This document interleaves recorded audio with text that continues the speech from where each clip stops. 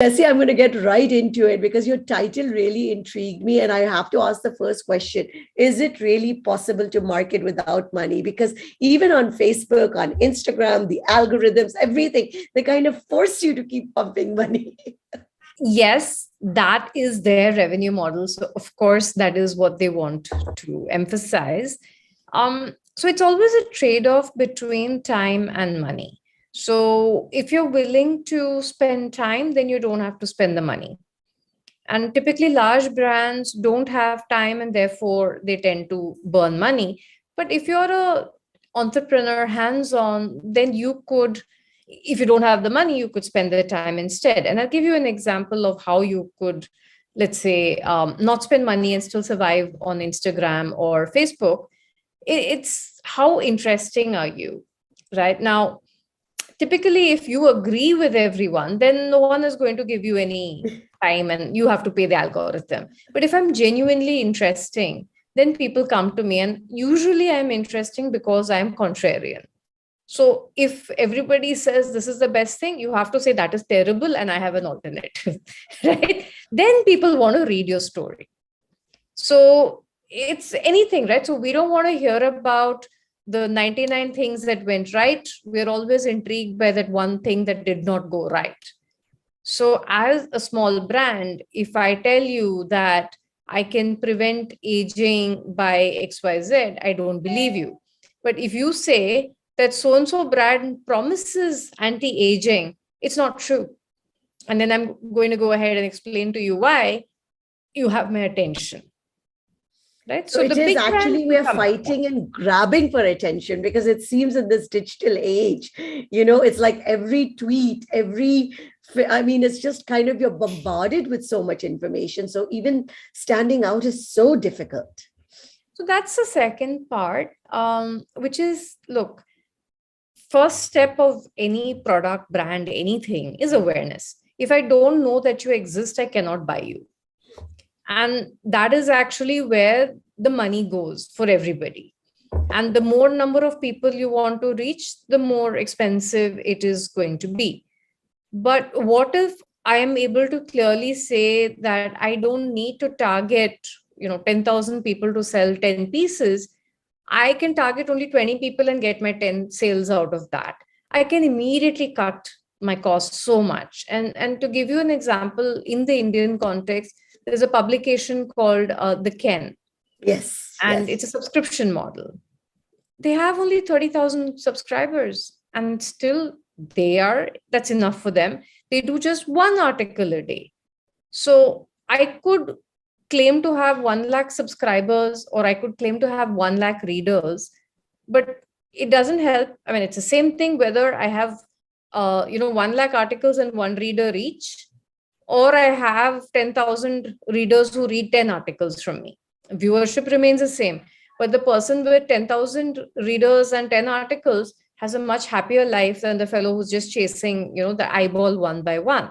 So if you're able to say, this is a person for whom I have designed my product and I'm able to find them. And again, people say, oh, how will I find them? It's so hard. Facebook is so whatever. But there again, there is, like, if you do a personality test, many of us would have taken one of those personality tests, and, or we believe in the zodiac, for example. But there is an actual personality test, and they divide you between 9 to 12 categories. That's all. The whole human race divided into 9 to 12. Now, makes us sound very simple, huh? That all of us can be put in these 12 buckets. Because I was really, a bit of a cynic, but I did the test. And there is an option where you can upload your Facebook history, and it will also tell you what your profile is. Oh, wow. Very interesting. Right. It's called Add Magic Sauce. You can go try it out. And then you do a, free test somewhere else to see if it's actually true. But I actually believe what they told me on Facebook. It was very accurate. Now, the reason is that, look, I mean, we are how we express ourselves, how we dress, all of that. Now, you are an outgoing personality, clearly. And how do I know that? Because you're wearing red, right? Not many people want to wear red. It is one of the colors that people hesitate a little, and that too, a solid red. Not everybody is willing to. Now, let's assume again that I'm a person who wants to sell you something. I know that you're an extrovert. So I will give you use case conditions like, oh, this will be so good when you wear it to the party. But let's say that you showed up for this interview wearing white and, very sober, wants to. Colors. Right. Now I'm going to tell you that, oh, this dress, it doesn't shout, but it's so classy. Now, we've all experienced this when you've gone to a good salesperson in a shop, they look at you and tell you this one thing. So the bad ones will tell you that, oh, madam, you'll never fit into this one. That is a classic one, right?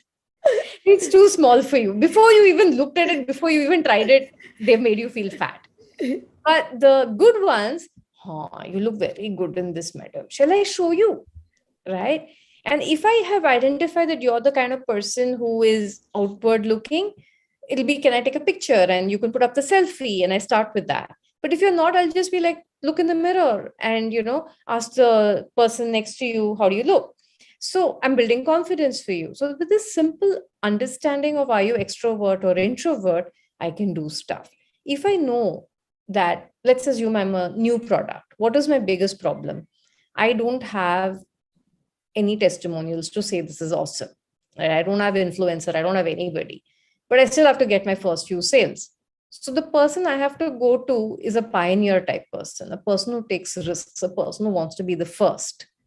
And for them, my story is, one person who wants to say, I have tried it. I see myself as a risk taker, a pioneer, trendsetter, whatever. So my ad will be amongst the first to embrace blah, blah. So that's your ad. But let's say that I'm targeting the 90% who want to buy only after something is tested. My language will change immediately and be, tested on so many occasions, been in business since 1983, you can trust us. My story changes. So by simply understanding your customers a little better, you can save a bit of money because now I'm talking directly to you and not to the masses that I don't really understand. And I'm using the language that you resonate with. So it's Correct. also the words, right? And I'm connecting, no? Correct. So should a lot of startups then focus on a lot of pioneers? Because is that the target market that they would most appeal to? And then I'm going to ask you also, what are some brands that you see that have really been able to make deep impact with low budgets? Right. So if you're a B2B startup, if you're in the business of selling to other companies or organizations, I always tell people that until you have your first 3 clients, you cannot do any marketing. And the reason is nobody's going to buy from you and spend, a few lakhs unless you're able to say, I have 3 happy customers because I don't want to risk my thing. So then you might say, so how do I get my first 3 customers or first 10 customers? The answer is very simple. It comes from your network. It has to be your classmate who's now in a good position, your uncle. Somebody has to have faith in you because they cannot have faith in your product. So that's how all businesses start. You have to sell to friends and family before you can expand. That's if you are B2B. If you are B2C, it's a little different. Then I can get credibility from saying the ingredients are certified by somebody or so and so influencer thinks it's awesome. So, I have other proxies to help you build trust, but this is not entirely free unless you happen to have a influencer in your family or friends bucket. So that's really where it is.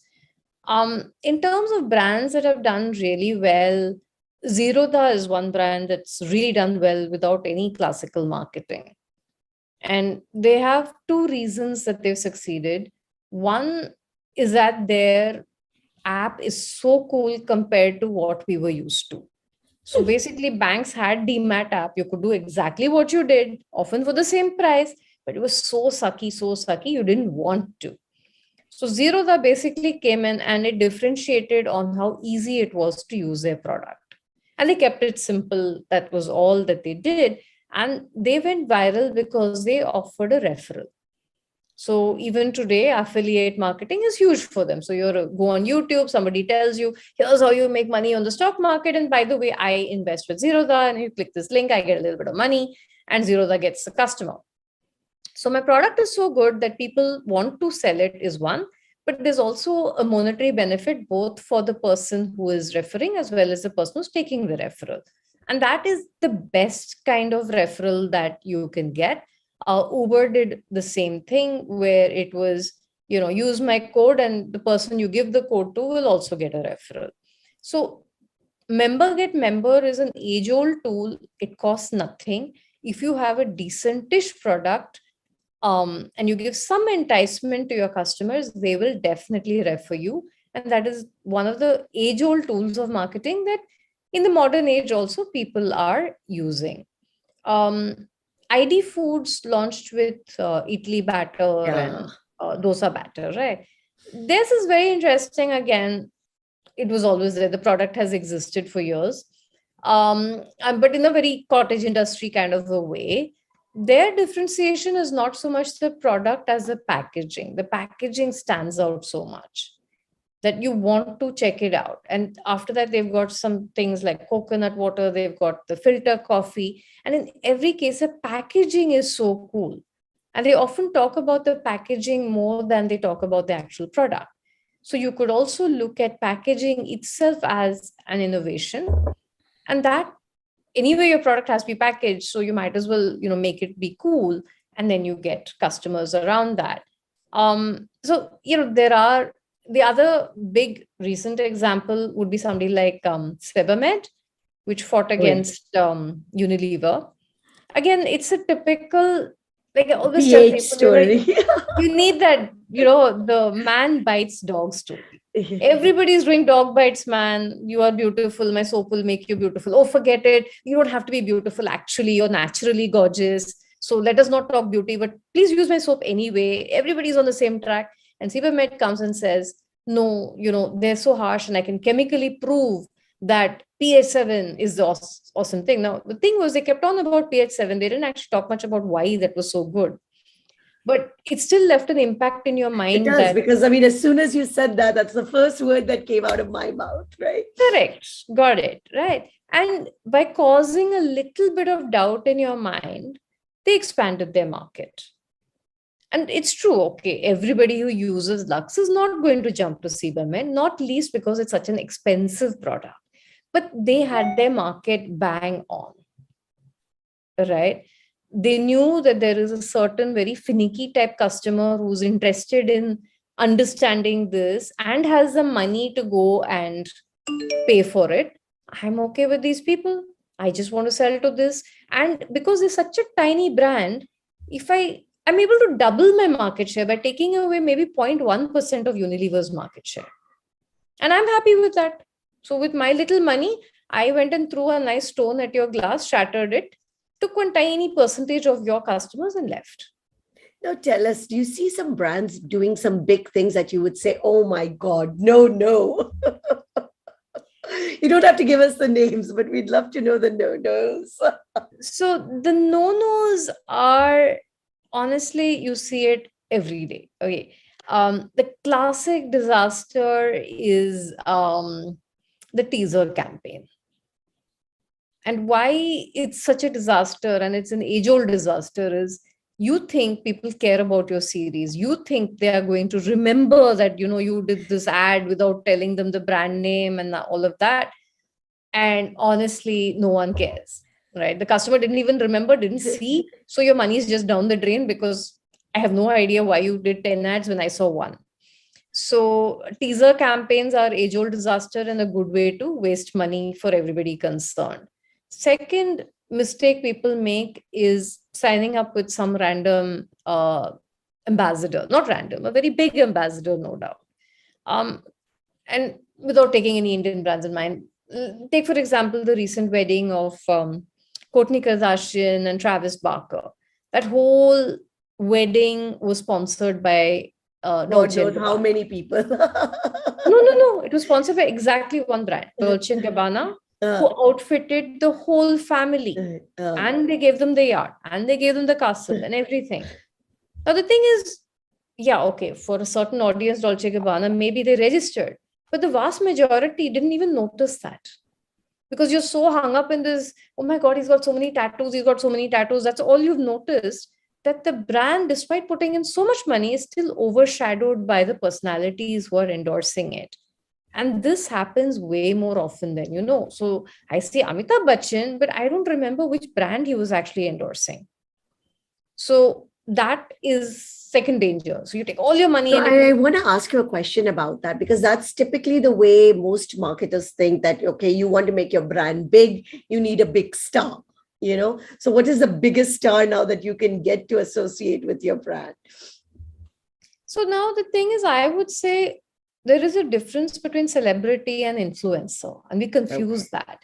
So Amitabh Bachchan is no doubt a celebrity, but I don't think the vast majority of India today will buy a product just because he says it is awesome. Nor will they buy even from a Pariniti Chopra or any of the younger crowd. But there are influencers in every space who may not have the following of these guys. Maybe I have only 1 lakh followers, but that 1 lakh actually will say, oh, but she said to try this, I'm going to try it. Or he said this phone is awesome, I'm going to try it. Right? That is where you should put your money. And there are micro influencers. So you don't need to catch the fellow who's charging you so much, but maybe I have 100 customers to give you, but that's enough for you, right? So I may not be an influencer for many things, but for example, the Ken, I'm a good influencer for the Ken. I might be a very good influencer for a book on marketing. I might be a very good influencer for a tool which maybe 2.5 people buy because it's worth $1 million, but I may have a small following, but it's the right following for you. And that's a classical mistake that brand managers make. I get all excited about the fellow with $1 million, but I don't need to sell to $1 million. I need to sell to 1,000. Let me go after that 1,000. And there, my influencer could be a Tamil cooking show, right? And that's another thing that in India, a lot of people forget, that you have to do language and culture. So you can't just translate your ads from English into Hindi and then from Hindi into Tamil Malayalam. It doesn't work. So one of the things I keep telling people is, you've got to represent the South. It's a different movie star altogether. So it's not just translation. You've got to have a different movie star and a different context. It's not just putting on bindi or taking off the bindi. It's not that. There's a lot more symbolicism to it.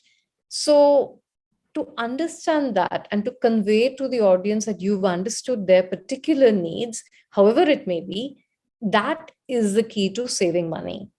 Not that you have to burn all your money in big ads. No. In fact, just today, I was looking at it. Very few companies talk design and how easy it should be to use the product. And India may be a young country overall, but if I look at who has money, they're a bit older. And yet, you don't really have much that makes it, even something as simple as a cell phone. Only one person is trying to sell a cell phone targeted at the older audience. But there are hundreds out there, right? Similarly, it's because I think this also we kind of follow. Everybody has been told now the millennial market, it's the bigger market, it's the cooler market, it's the hipper market, So now you need to go after the Gen Zs. but the Gen Z doesn't have money, and that's why a lot of our startups are failing. I'm going after the audience, it's a mythical audience. I mean, if you look at India, 1% of our population controls 33% of the wealth. So, and in that 1% also, there's a high concentration. So if I wanted to sell something towards an HNI, my audience is so tiny. I don't need half the things that everybody is doing. I just need to go to the spaces where these 1% go, and that is typically business class in an airport or wherever, right? Or the credit cards and so on. And I need to make it super easy for them to work with me. So, and so yeah, sure. I mean, Zerodha has done a great job in fixing the trading for everybody. But there's still, wealth management is still a place of huge friction, despite the fact that it caters to the top 10% of India. And when we talk about millennials, again, It's like if you make, I think, 25,000 rupees in India, you're in the top 10% of the earning capacity of India. So we're not talking Gen Z millennials overall. We are talking persons who can make 25,000. That's a different audience. And it's a narrower audience. And if you're a smaller brand, the other thing I keep pointing out is I have to be able to fulfill this desire that you have. So if I can't get my product to you, why am I showing ads to you? True, Right? So go true. state by state, get it right, and then move on, because every aspect of your supply chain is harder for you when you're a smaller business. Any tips on this? Because I love what you said, especially that to become interesting, because I think that is what we all suffer with. Any tips on how, when we are looking at crafting our brand or crafting our messages, to be more interesting? Because virality is so difficult to predict, you know? I mean, we do see, but you see that, okay, most of the brands, as maybe because we look at it from a women-centric lens, they've taken a very feministic kind of typical model, but I think now that is also passé, you know, so even something that catches on very quickly fades away. So there are two things that you can do. One, I tell everybody you have to own a superlative. And by that, you have to be the biggest, the best, and which is relevant to your customer.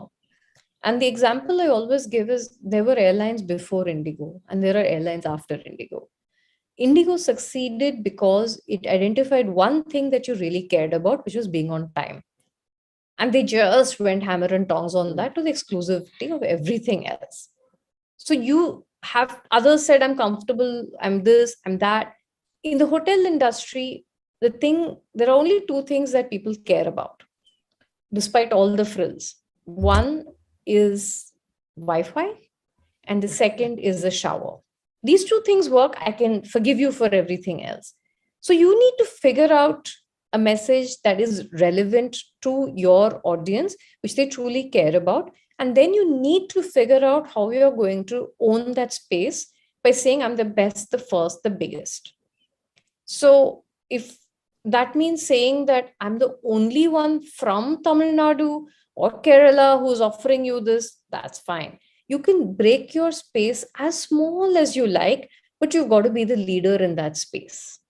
So you have to say, I'm the best at this. And that, because nobody wants to work with a third rate brand, right? So even if whatever product it is, you have to frame your story so that you are the best in some angle or another, right? So that is one. The second is, of course, how can I position this as a reason to buy me and not the alternative around? So most of us, when we talk about our product, we can answer, who am I? We can answer why you should buy me, but we don't really think about why should you buy me and not that other product. And that's really where your differentiator comes in. So first of all, it is, I am the best at giving you whatever it is benefit you wanted. And secondly, I'm better at it than anybody else in the market. And here's why. Very nice, very nice. I think those are simple enough that all of us can implement. Any other tips that you'd like to give, especially for startups and entrepreneurs? So for startups and entrepreneurs, generally two things again. Your personal brand matters a lot. So because your company does not yet have a history and a credibility, it relies a lot on you. And if you look at any successful business in India, there's a fairly vocal entrepreneur behind it who starts to do the conversation, because why would I cover some random product for free? But I will definitely cover an interesting person for free. So when you say I'm a startup or an entrepreneur, you actually have to invest in your personal brand. There's no other go for it. The second is related to that. We are generally brought up to be very modest. We don't like to say, I am the best. You should trust me. It's very difficult. Yeah. And Especially but for women, even more. You feel like you're being, out there. yeah, but then you think about it and it's like, okay, you don't have money to spend for someone else to say that you are awesome. So you have to say it yourself. There's no other go. So you have to say somehow that I am the leader and you should use my product because I have come up with it. Now, if you take the beauty space, despite all of these new things that have come, most people probably have heard of Nykaa, but you've also probably heard of Blossom Kochar. You've probably heard of Vandana Luthra. Yes. They were personalities before, we knew what it meant to be a personal brand. And that is what lent, or, Biotique or Body Shop, they all had people who spoke for them. Now, so if you want free publicity, it's not going to come for your product, because no publication wants to give free publicity for your product. But for you, yeah, sure. And your story has to be interesting. And that's where this thing comes up as to, why are you unique? Why is your product unique?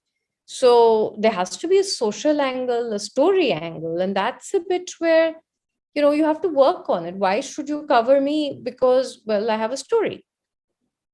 So I'm not selling my product. I'm building credibility for it, but I'm not selling my product. But that's what I really liked about your book, because it had a lot of these exercises, these work notes that you could do, so that it kind of keeps you on. And there's one on personal brand, because yes, if you want to get out there, your first few customers are only going to come because they trust you. Right? I'm not going to put something on my skin. I'm not going to put something into my mouth, because I need faith that you can be trusted. True. It's so true. Even when we're looking for a home chef, we first put it on WhatsApp. Any good chefs out there? Correct. And the good home chef is a very talkative home chef. Yeah. I mean, see, when we talk about bedside manner, it matters in a lot of things. And the successful ones are those who are able to scale that bedside manner into mass media. So a Kiran Majumdar Shaw. I so agree with you, because I've noticed that the ones that are very active will say, yes, I am the best. Somebody will ask, who's a good? Hey, I'm here.